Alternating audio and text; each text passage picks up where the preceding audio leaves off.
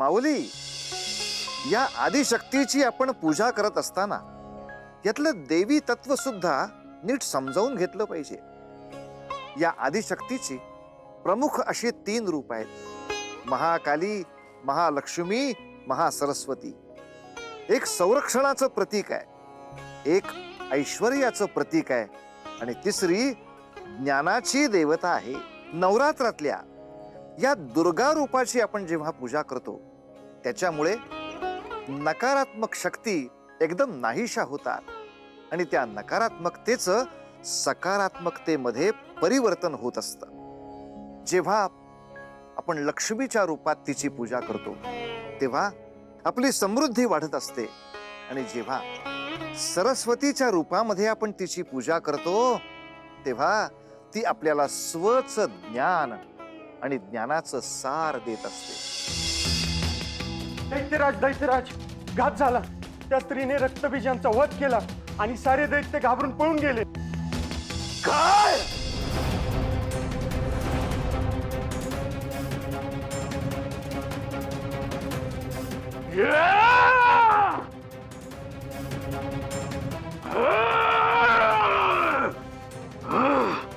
बेकल, भयभीत होऊन एका सामान्य स्त्रीकडून पराभूत होऊन आलात आणि तिची वार्ता सांगायला इथे आलास तू? निघ!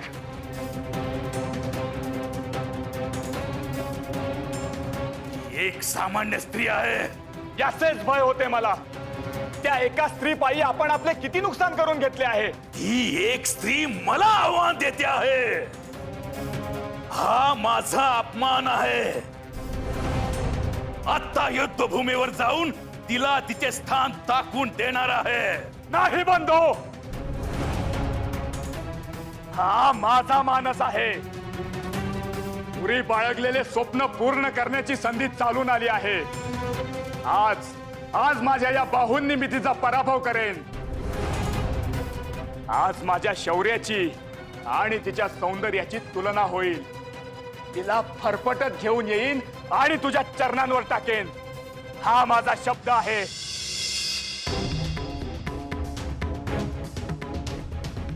आज आपल्या देखील अस्तित्वाची परीक्षा आहे. तिला तिचे नीचम स्थान दाखवून द्यायची घटिका देखील आली आहे. यशस्वी भवा.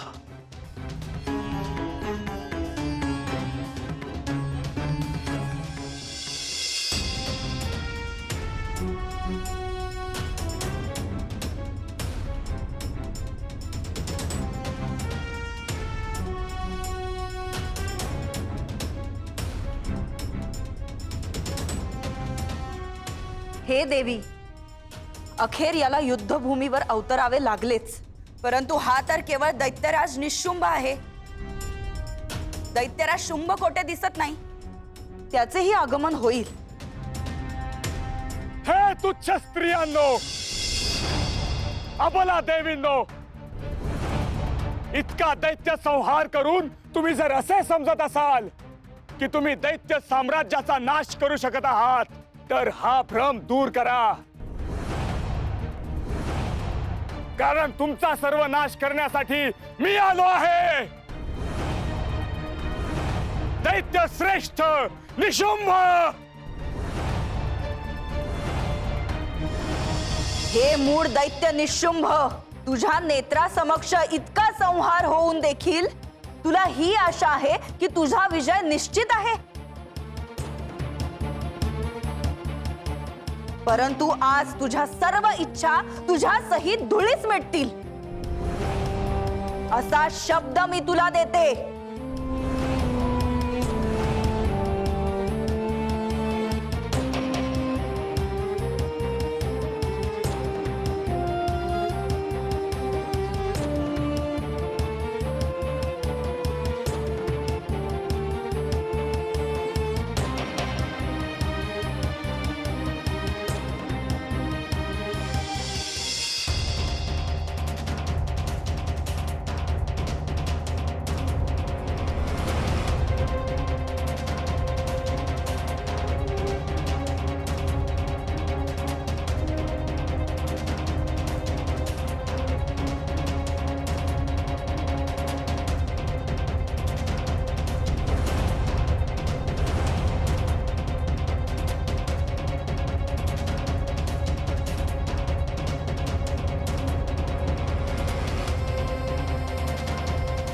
तुझ्या या मायावी शक्तींचा माझ्यावर काहीच परिणाम होणार नाही. आता तू तुझा बचाव कर माझ्या हल्ल्यापासून.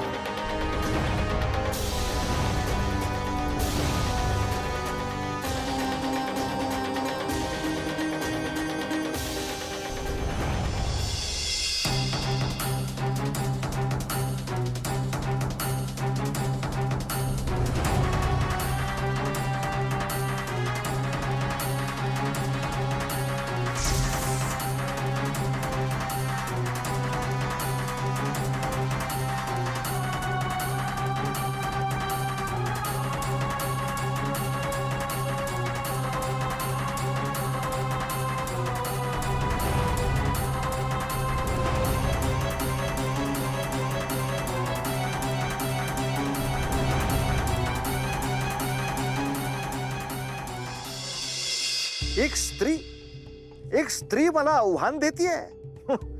या मूढ विचारानं आणि अहंकारानं निशुंभ चाल करून गेला.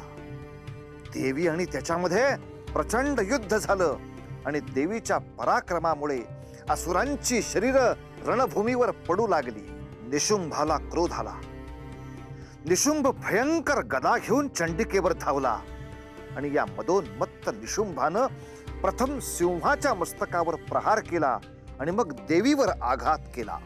तेव्हा देवी अत्यंत क्रुद्ध झाली आणि प्रहार करण्याच्या उद्देशानं उभ्या असलेल्या निशुंभाला संतप्त होऊन देवी म्हणाली, हे दैत्य निशुंभ, तुला जर तुझे उर्वरित आयुष्य प्रिय असल्यास आत्ताच तुझी सर्व आयुध टाकून पलायन कर, अन्यथा तुला नरकवास भोगावा लागेल.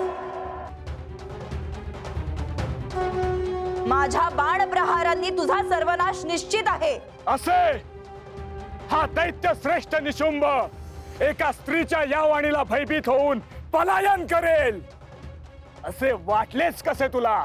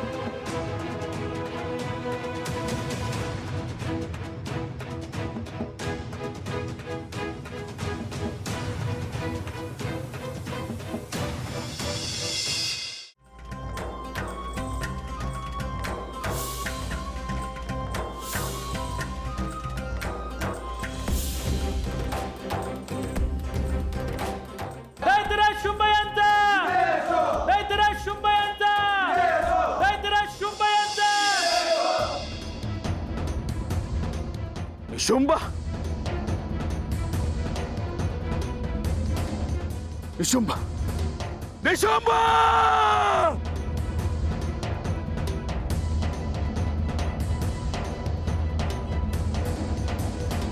निशुंभ, जागा हो निशुंभ, जागा हो निशुंभ!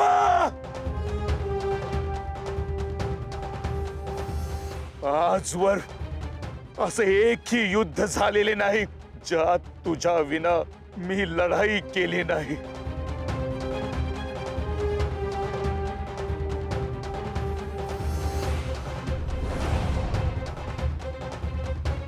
तुझ्या मृत्यूचा प्रतिशोध घेतल्या वाचून मी राहणार नाही.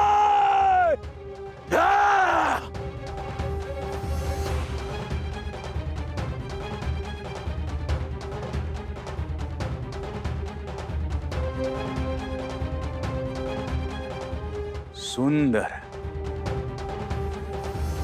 कल्पनेहून वास्तव इतके मोहक आणि आकर्षक असू शकते.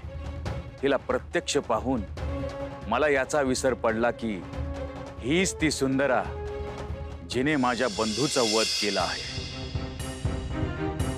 हिच्या सौंदर्यासमोर संपूर्ण दैत्यकुळ सोडावयास सज्ज आहे मी.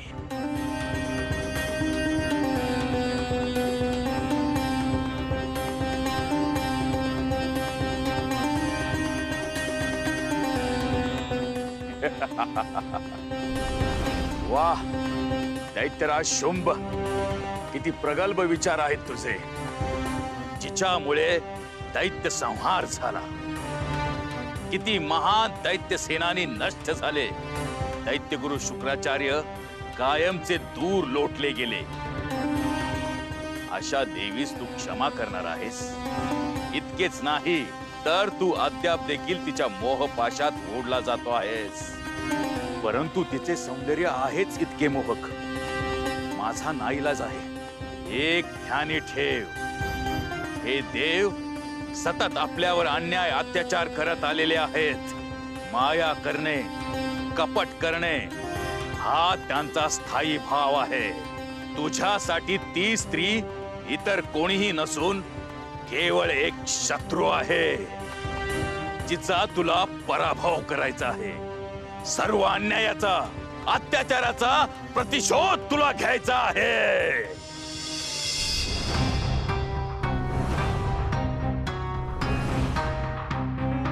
हा कसला विपरीत विचार करत होतो मी. माझ्या भावनांवर ताबा ठेवणे हेच माझे आद्य कर्तव्य असायला पाहिजे. हे स्त्री, निश्चितच तुझे सौंदर्य संपूर्ण सृष्टीमध्ये सर्वस्वी तेजस्वी आहे. परंतु त्याचा महत्रसिक मीच आहे, ज्याच्या विना तुझ्या सौंदर्याची प्रशंसा करणारा कुणीही नाही. मग काय उपयोग ह्या सौंदर्याचा? माझे ऐक, युद्ध म्हणजे स्त्री धर्म नव्हे. मी जाहीर देखील करतो की तुझ्या रूपानेच मी नामोहरम झालो आहे. मग आणखी युद्ध कशा करता? दैत्यराज, मला असे वाटते आहे की माझ्या कामबाणांनीच तुम्ही पराभूत झाला आहात. माझी अशी इच्छा आहे की ज्या कार्यासाठी तुम्ही येथे आला आहात ते कार्य तुम्ही पूर्ण करावे. परंतु माझे हात तुझ्यासारख्या सौंदर्यवतीवर शस्त्र चालवण्यास धजावत नाही. सत्य आहे, आणि म्हणूनच तुझ्याशी मी नाही, काली युद्ध करणार आहे.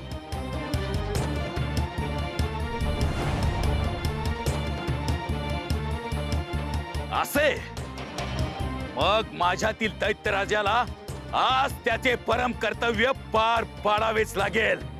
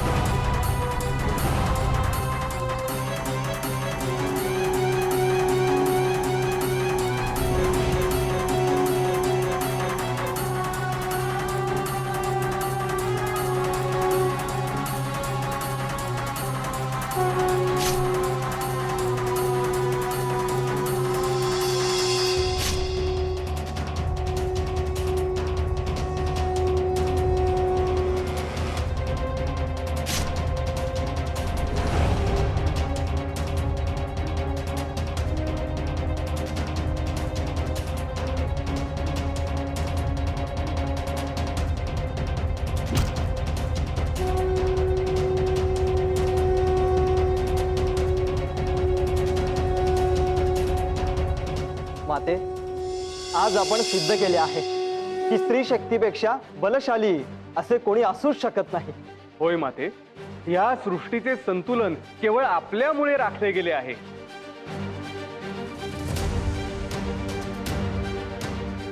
हे त्रिदेव,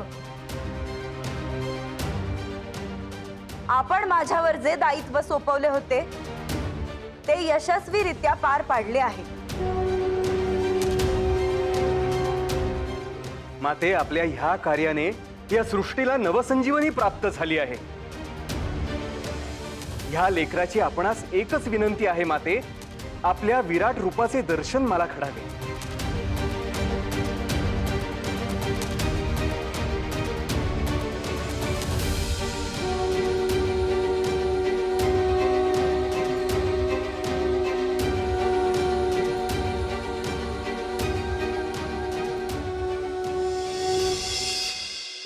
माऊली, या नवरात्राचं महत्व तरी काय आहे?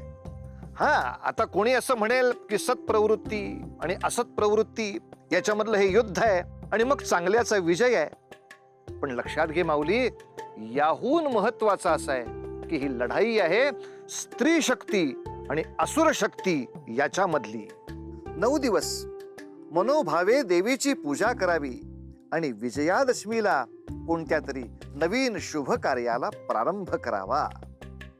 आपल्याला सुख समृद्धी हे निश्चित प्राप्त होणार माऊली, निश्चित प्राप्त होणार. स्त्री शक्तीचा आदर करावा, हा उत्सव मनोभावे साजरा करावा. असो, निरोप घेतो माऊली. एक नवीन कथा घेऊन भेटूया पुढल्या भागात. तोवर उतू नको, मातू नको आणि घेतला वसा टाकू नको.